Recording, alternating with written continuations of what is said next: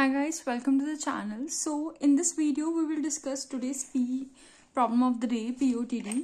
अब देखो ये गिग्स फॉर गिग्स का क्वेश्चन है. अब इसमें उन्होंने क्या बताया हुआ है, टॉप के फ्रीक्वेंट एलिमेंट. फ्रीक्वेंट का मतलब क्या है कि जो सबसे ज्यादा बार आ रहे हैं एलिमेंट्स. ठीक है, के मतलब कि तुम्हें के एलिमेंट ही ढूंढने. सपोज 1 एलिमेंट है तो तुम 1 ढूंढोगे. 1 का आ गया है तो वन एलिमेंट ऐसा जो सबसे ज्यादा बार आ रहा है. ठीक है, अब जैसे मैं एग्जांपल लेके चलती हूँ. यहाँ पे k इज 2 दिया गया है. k इज 2 मतलब कि 2 एलिमेंट ऐसे ढूंढने हैं जो सबसे ज्यादा बार आ रहे हैं. अब देखो इसमें क्या है, 1 कितनी बार आ रहा है, और तुम्हारे पास आ रहा है 3 बार सॉरी. ठीक है, सो 1 आ गया 3 टाइम्स.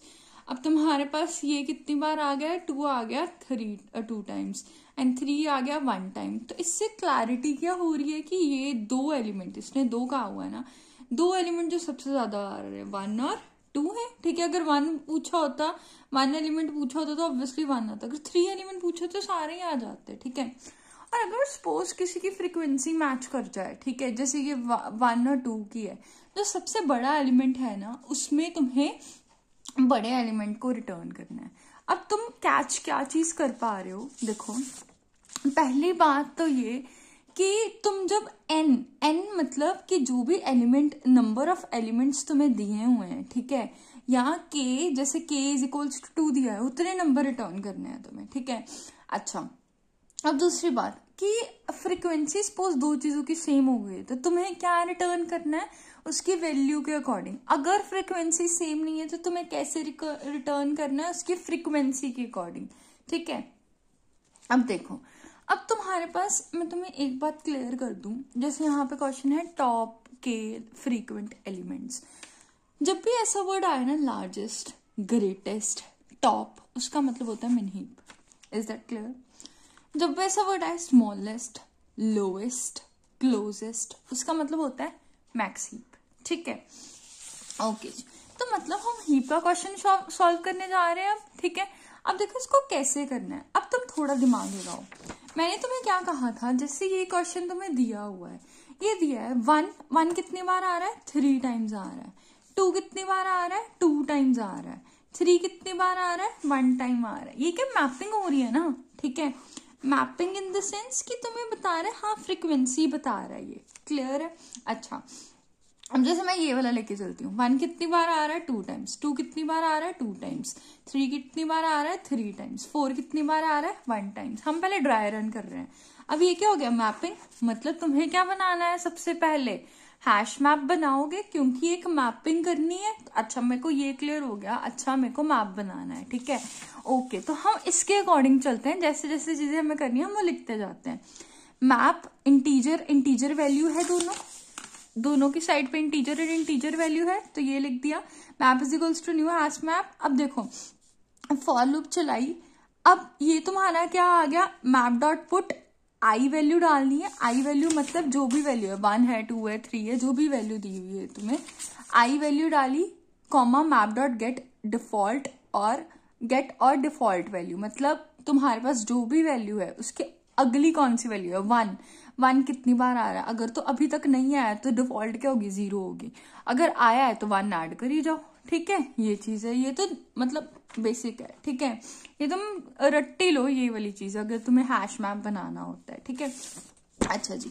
अब देखो मैंने तुम्हें क्या बताया था कि अब मेरे को क्या है, टॉप के फ्रीक्वेंट एलिमेंट्स चाहिए जो सबसे फ्रीक्वेंटली आ रहे हैं.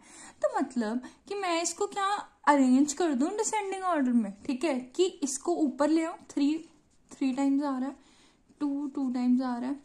अब देखो ये दोनों, अब मैं कह रही हूँ, मैं तो कर देती हूँ. इसको कैसे करूंगी असेंडिंग ऑर्डर में.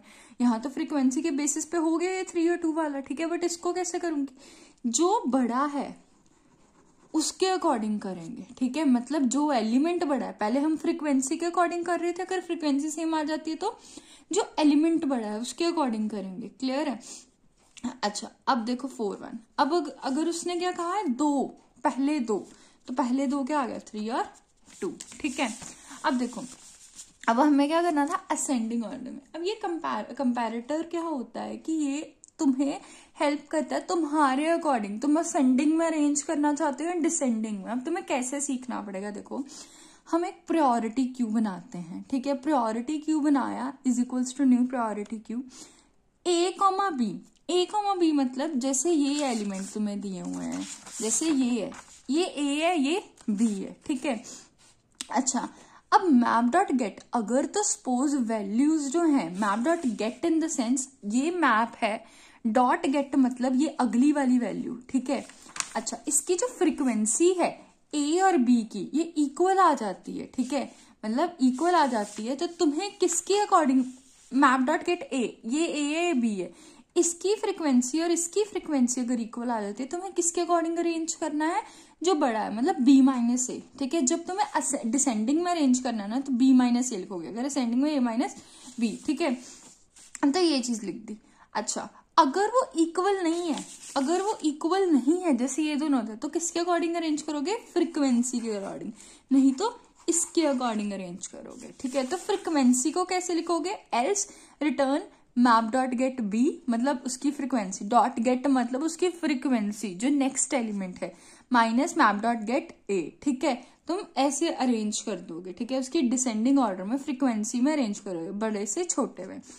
अच्छा, अब क्लियर हो गया, हमने डिसेंडिंग ऑर्डर में अरेंज कर दिया जैसे ये था।